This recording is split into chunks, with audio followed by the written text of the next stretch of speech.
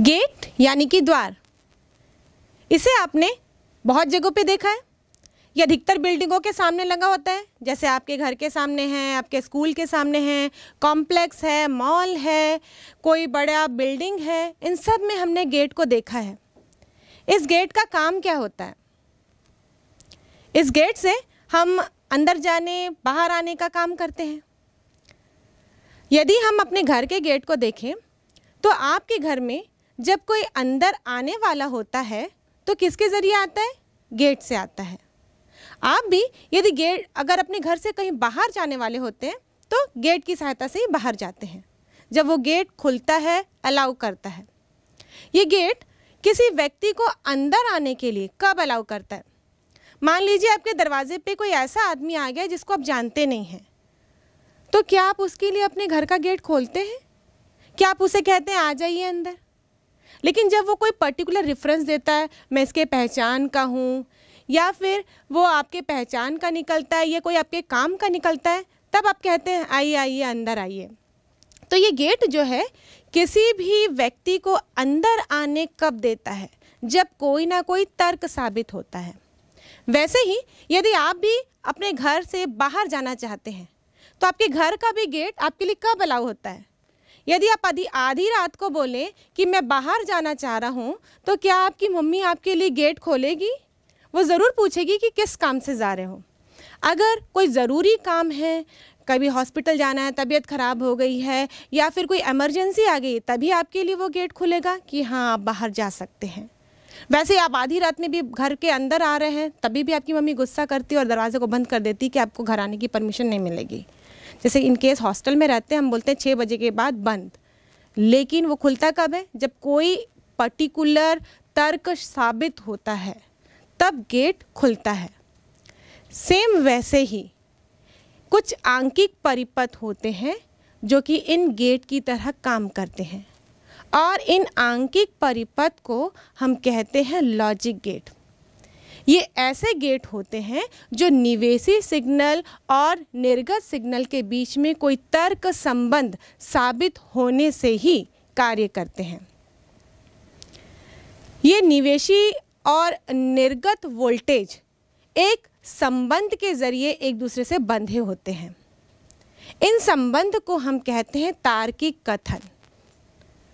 अब ये जो गेट होता है ये एक्चुअली या बेसिकली 3 प्रकार के होते हैं। मूलतः हम इन गेट को 3 प्रकार में बांटते हैं। एक होता है और गेट, दूसरा होता है एंड गेट, और तीसरा होता है नॉट गेट। ये सारे गेट तार्किक संबंध से ही बंधे हुए हैं। हम एक एक करके इन गेट के तार्किक संबंधों को, कथनों को समझने की कोशिश करेंगे। इससे पहले हम ये जानते हैं कि 19वीं सदी में गणितज्ञ जॉर्ज बुले ने तर्क संगत कथनों पर आधारित एक बीजगणित की कल्पना की। हम बीजगणित बचपन से पढ़ते आ रहे हैं, जैसे 2 + 3 = 5, 2 × 3 = 6। इस प्रकार का बीजगणित हम बचपन से पढ़ते आ रहे हैं। लेकिन जॉर्ज बुले ने तर्क संगत कथनों की एक बीजगणित की कल्पना की थी, और यह बीजगणित द्विआधारी संख्या पद्धति पर आधारित है। इसमें केवल 2 ही अंक होते हैं, 0 और 1। जैसे कि हम जो बीजगणित पढ़ते हैं उसमें 0 से लेके 9, 10 अंक होते हैं, और उसके आधार पर हम पूरी गणना, पूरा गणित पढ़ लेते हैं। लेकिन ये जो बुलियन बीजगणित होता है उसमें केवल 2 ही अंक होते हैं, और ये 2 अंक हैं 0 और 1। और 0 और 1 का वो मतलब नहीं है जो हम नॉर्मल बीजगणित में पढ़ते हैं। ये 0 और अंक को कब कब इस्तेमाल किया जाता है?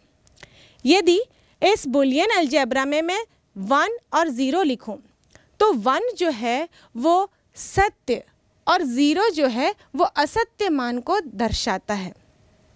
सिर्फ सत्य और असत्य नहीं, एक्चुअली बुलियन अलजेब्रा में केवल 2 ही कथन होते हैं, या 2 ही तार्किक कथन होते हैं।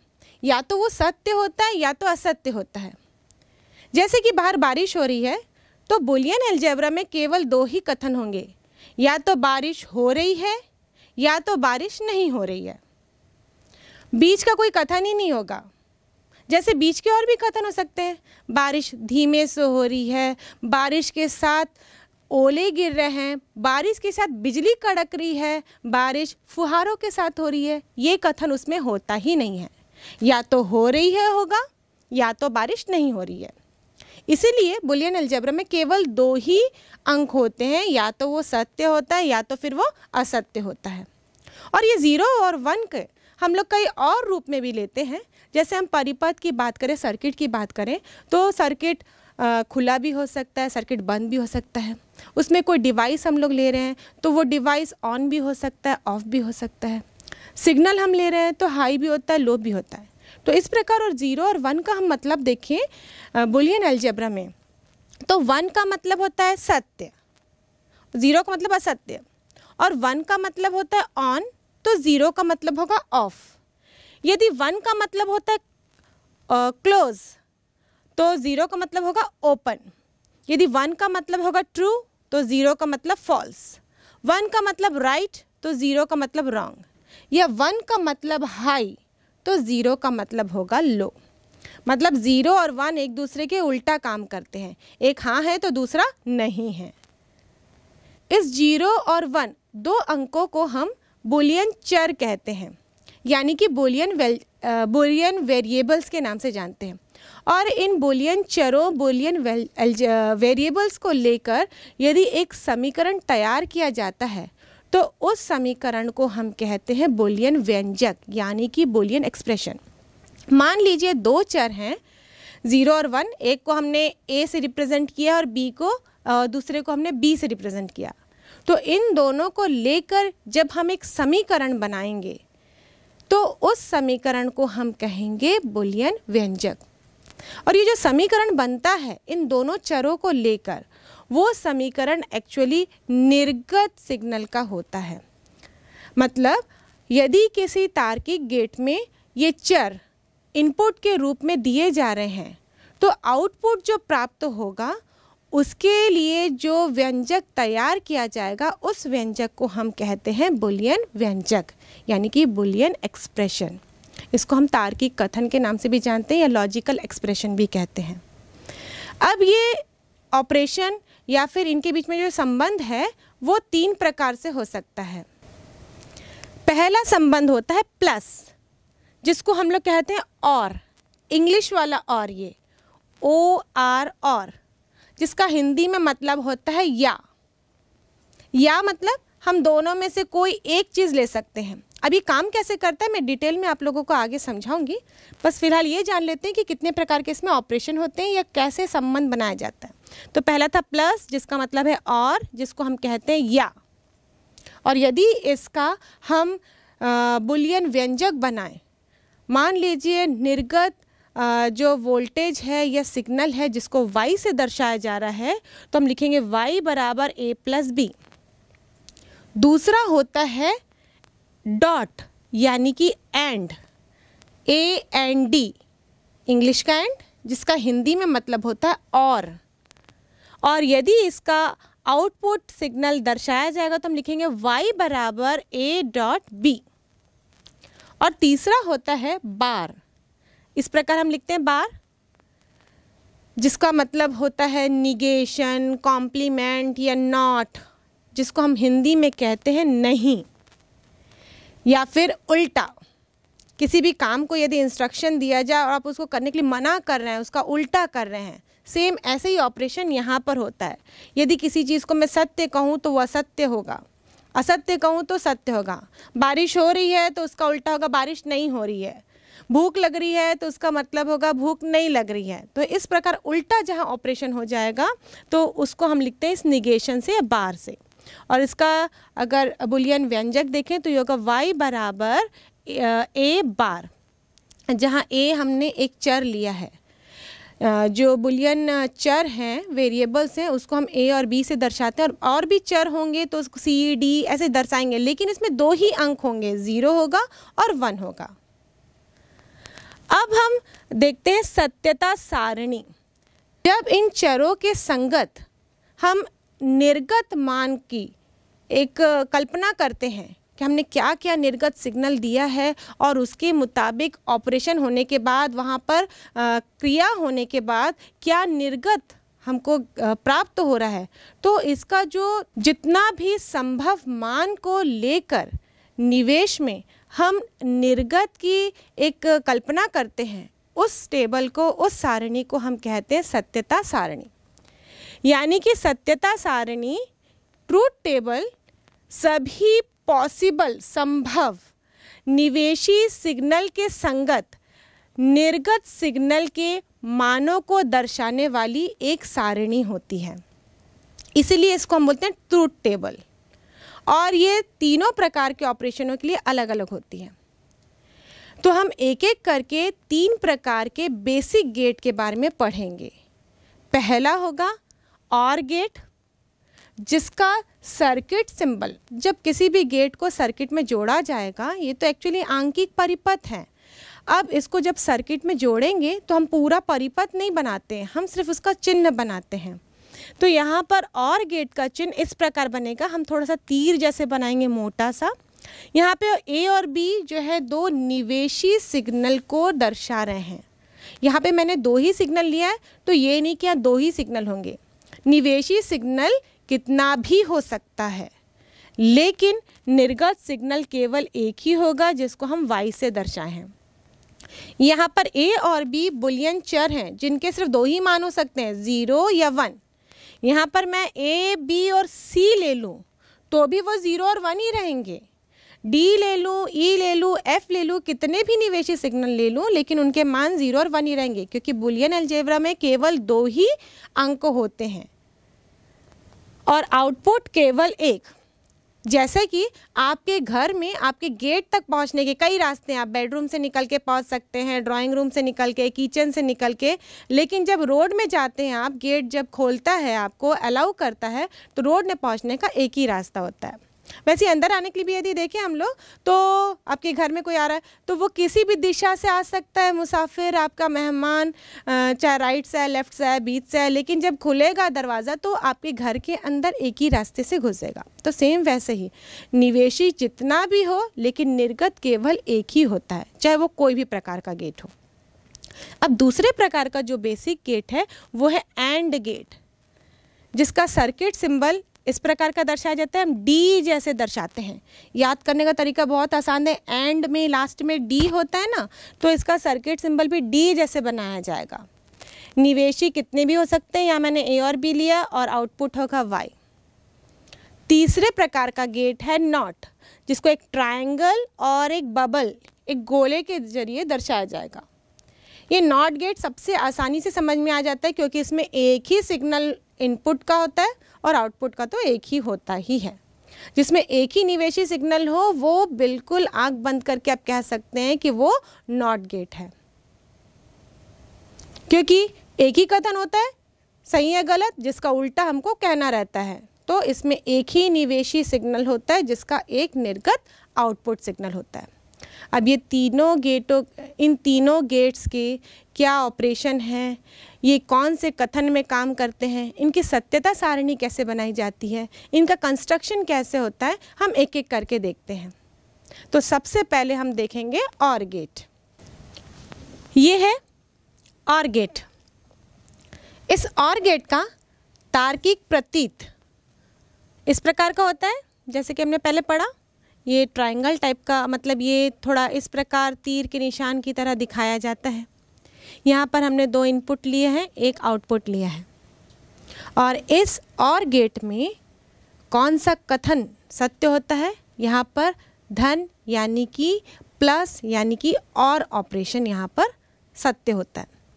तो यहाँ पर यदि प्लस होगा तो इसका बुलियन व्यंजक यानी कि तार्किक कथन, लॉजिकल एक्सप्रेशन या लॉजिकल स्टेटमेंट जिसको हम कहते हैं, वो होगा y बराबर a प्लस b। यहाँ पर 2 निवेशी सिग्नल जो दिए जा रहे हैं उसमें प्लस ऑपरेशन होगा, प्लस होगा। अब इसकी सत्यता सारणी देखेंगे कि बच्चों ये क्वेश्चन एग्जाम में आता ही है, कोई ना कोई गेट दे दिया जाता है, उसके प्रतीक चिन्ह को पहचानना रहता है, उसका तार्किक कथन या बुलियन कथन हमको लिखना पड़ता है, और उसके संगत सत्यता सारणी बनाने को एग्ज़ाम में आता है। इसलिए हम इसकी सत्यता सारणी को एक एक करके समझते जाएंगे। ये तो बेसिक गेट है और इसे जटिल गेट भी दिए जाते हैं जिसका सत्यता सारणी और बुलियन एक्सप्रेशन आपको लिखना पड़ता है। और ये कॉम्पिटिटिव एग्ज़ाम जैसे पीएमटी पीटी के क्वेश्चन में ऐसा के पेपर में ऐसा क्वेश्चन आपको डेफिनेटली देखने को मिलेगा ही। इसलिए इसके कॉन्सेप्ट को हम एक एक करके धीरे धीरे समझेंगे कि किस प्रकार इसमें ट्रूथ टेबल बनाया जाता है। बुलियन अलजेब्रा में तो 2 ही चर हैं, 0 और 1। तो इसके पॉसिबल कॉम्बिनेशन यदि हम बनाएं 2 इनपुट के लिए, इनपुट 2 लिया हमने, तो इसका पॉसिबल कॉम्बिनेशन बनेगा 4। तो सबसे पहले ट्रूथ टेबल बनाते हैं, उसमें हम पॉसिबल निवेशी सिग्नल का कॉम्बिनेशन बनाते हैं। ये निवेशी सिग्नल है, ए और बी 2 ही इनपुट है, 3 इनपुट रहता तो सी भी लिखते हैं हम। इसके पॉसिबल कॉम्बिनेशन क्या हो सकते हैं? यहाँ पर होगा या तो दोनों ही इनपुट लो होंगे, 0 होंगे। जब हम सिग्नल की बात कर रहे हैं तो उसको हम हाई या लो से दर्शाते हैं। जब सर्किट की बात करते हैं तो ओपन या क्लोज से दर्शाते हैं। तो यहाँ पे 0 और 1 का मतलब है निवेशी सिग्नल का हाई या लो होना। ठीक है, तो यहाँ पे 0 और 0 लिखे हैं। या तो A 0 होगा, एक सिग्नल 0 होगा, दूसरा 1 हो सकता है, B 1 होगा। या तो A 1 होगा और B 0 होगा, मतलब A हाई होगा, B लो होगा।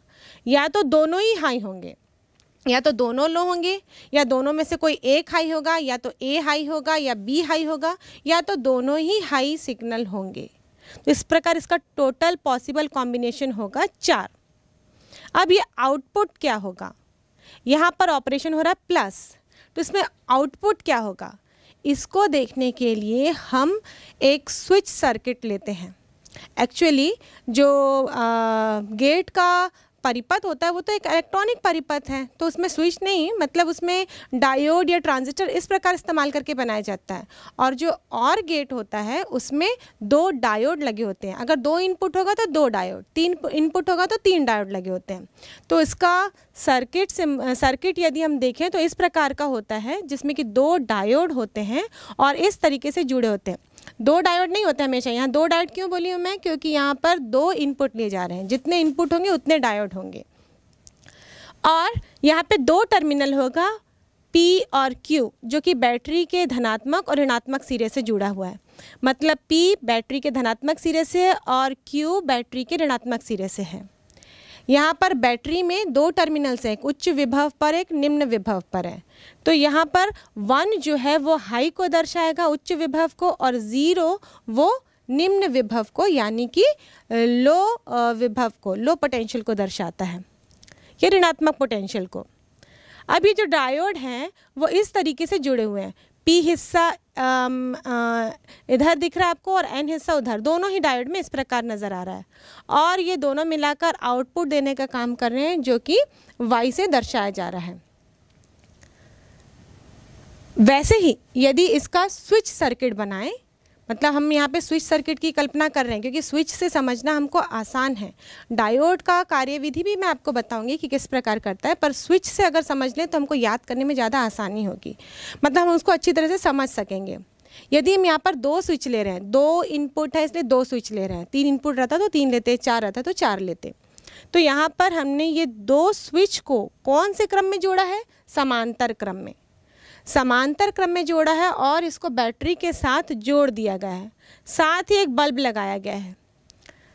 अगर उस सर्किट में धारा प्रवाहित होगी, सर्किट कंप्लीट होगा तो बल्ब जलेगा, सर्किट इनकम्प्लीट होगा तो बल्ब नहीं जलेगा।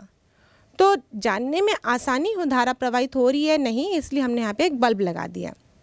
अब हम लोग इस स्विच सर्किट से पहले देखते हैं। पहला ट्रूथ टेबल में पहला कॉम्बिनेशन क्या है? 0 और 0, मतलब दोनों ही इनपुट लो हैं। इसका मतलब ये दोनों ही स्विच की बात करें, परिपथ की बात करें तो लो का मतलब, 0 का मतलब होता है ओपन, खुला हुआ, टूटा हुआ, भंग परिपथ को हम 0 से दर्शाते हैं। तो पहले वाले में 0 और 0 लिखा है, तो हम यह दोनों स्विच को ओपन लेंगे। अब ये दोनों स्विच ओपन होंगे तो क्या धारा इस बैटरी से निकलकर इस बल्ब में पहुंचेगी और परिपथ पूर्ण होगा? परिपथ तो यहाँ पे अपूर्ण है क्योंकि दोनों स्विच खुले हुए हैं, तो यहाँ पर धारा प्रवाहित नहीं होगी और ये बल्ब नहीं जलेगा। बल्ब नहीं जल रहा है मतलब ऑफ है, ऑफ को किससे दर्शाते हैं हम? ज़ीरो से।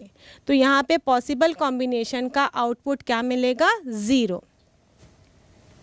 इसी प्रकार यदि हम डायोड को देखें, यहाँ पर यदि डायोड के हम ए और बी टर्मिनल को जोड़ देते हैं क्यू से क्यों जोड़ रहे हैं? क्योंकि क्यू निम्न विभव में है। ज़ीरो का मतलब हम निम्न मान के चल रहे हैं, लो वोल्टेज, यहाँ से जोड़ दिए। इसका मतलब डायोड का पी सिरा नेगेटिव टर्मिनल ऑफ बैटरी से जुड़ा हुआ है, तो वो दोनों ही डायोड पश्च अभिनति में आ जाएंगे, और पश्च अभिनति में डायोड काम नहीं करता है, धारा का प्रवाह इसमें से नहीं होगा, और धारा का प्रवाह नहीं होगा तो वाई में हमको कोई भी आउटपुट प्राप्त नहीं होगा। इसलिए ज़ीरो और ज़ीरो का कॉम्बिनेशन हमको क्या मिल रहा है? ज़ीरो। अब हम देखते हैं कि यहाँ पर एक इनपुट ज़ीरो है, यानी कि ए ज़ीरो है और बी 1 है। मतलब ये ऊपर वाला स्विच ए ओपन है और नीचे वाला स्विच बी क्लोज है। अब क्या होगा? जैसे इस बी स्विच को क्लोज करेंगे, धारा इस बैटरी से बी के थ्रू प्रवाहित होते हुए इस बल्ब तक पहुंचेगी, सर्किट कंप्लीट होगा और बल्ब जल जाएगा। बल्ब जल रहा है मतलब बल्ब ऑन हो गया है, तो यहाँ पर आउटपुट हमको क्या मिलेगा? 1। वैसे ही यदि डायोड वाले सर्किट में हम देखें तो हमने यहाँ पर जो D1 है उसको नेगेटिव टर्मिनल से जोड़ा, यानी कि Q से जोड़ा है, और जो B टर्मिनल है यानी कि D2 डायोड है उसको हमने P से जोड़ा है।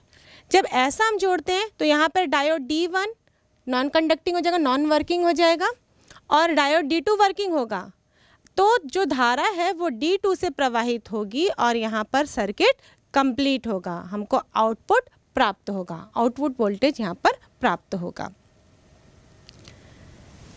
अब हम देखते हैं नेक्स्ट कॉम्बिनेशन, जहाँ पर A1 है और B 0 है। A1 है, इसका मतलब जो ऊपर वाला स्विच है इसको क्लोज किया गया है और B वाला ओपन है, तो धारा किस में से प्रवाहित होगी? धारा ऊपर वाले स्विच से प्रवाहित होते हुए बल्ब तक पहुंचेगी और बल्ब जल जाएगा, क्योंकि यहाँ पर सर्किट कंप्लीट हो जा रहा है। तो नीचे का स्विच यहाँ पर हम देखें तो ओपन भी है, लेकिन कोई फर्क नहीं पड़ता, धारा प्रवाहित हो रही है और बल्ब जल रहा है। तो पॉसिबल कॉम्बिनेशन जब देख रहे हैं तो 1 0 को 1 ही प्राप्त हो रहा है।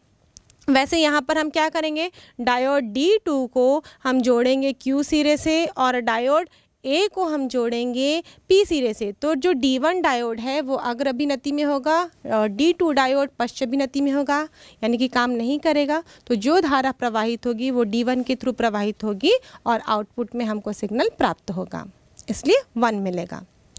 अब नीचे वाली कंडीशन जहाँ दोनों ही 1 1 लिखे गए हैं, 1 1 लिखे गए, इसका मतलब दोनों ही स्विच यहाँ पर ऑन है। यदि दोनों स्विच ऑन होंगे तो भी धारा दोनों में से प्रवाहित होते हुए ये बल्ब तक पहुँचेगी और ये सर्किट कंप्लीट होगा। उस कंडीशन में भी बल्ब जल जाएगा। बल्ब जल रहा है, ऑन है, इसलिए हम यहाँ पर लिखेंगे 1। तो 1 1 का पॉसिबल कॉम्बिनेशन 1 होगा। वैसे ही डायोड की बात करें, यहाँ दोनों डायोड पी टर्मिनल से जोड़े जाएंगे और दोनों ही डायोड अग्र अभिनति में होंगे, जिसके कारण दोनों ही परिपथ से धारा प्रवाहित होते हुए वाई तक पहुँचेगी और आउटपुट में 1 प्राप्त होगा। इसका मतलब यहाँ पर दोनों में से कोई भी स्विच ऑन हो या दोनों में से कोई भी डायोड फॉरवर्ड बायस में हो, यानी कि वर्किंग कंडीशन में हो, तब हमको आउटपुट में सिग्नल प्राप्त होता है। तो हम कह सकते हैं कि ऑर गेट एक ऐसा गेट होता है जो हाई इनपुट हाई निवेशी सिग्नल के संगत होता है। मतलब आउटपुट में हाई मान या 1 मान हमको कब प्राप्त होता है? जब निवेशी सिग्नल में एक भी मान हाई हो। 0 कितना उससे मतलब नहीं है, लो मान कितना उससे मतलब नहीं है। ये ऑर गेट एक ऐसा गेट है जो निवेशी के हाई मान यानी उच्च मान यानी 1 पर निर्भर करता है, तब हमको आउटपुट 1 मिलता है। इसलिए जब हम इसकी परिभाषा कहते हैं या फिर जब इसको एक्सप्लेन करते हैं तो हम ये कहते हैं कि ऑर गेट एक ऐसा गेट होता है, यह तार्किक परिपथ होता है, इलेक्ट्रॉनिक परिपथ होता है, जिसमें कितने भी निवेशी सिग्नल हो सकते हैं पर आउटपुट सिग्नल 1 होता है और इसका आउटपुट सिग्नल का मान 1 होता है जब इसका कोई भी एक निवेशी सिग्नल 1 हो। मतलब ये निवेशी सिग्नल के उच्च मान पर निर्भर करने वाला गेट होता है।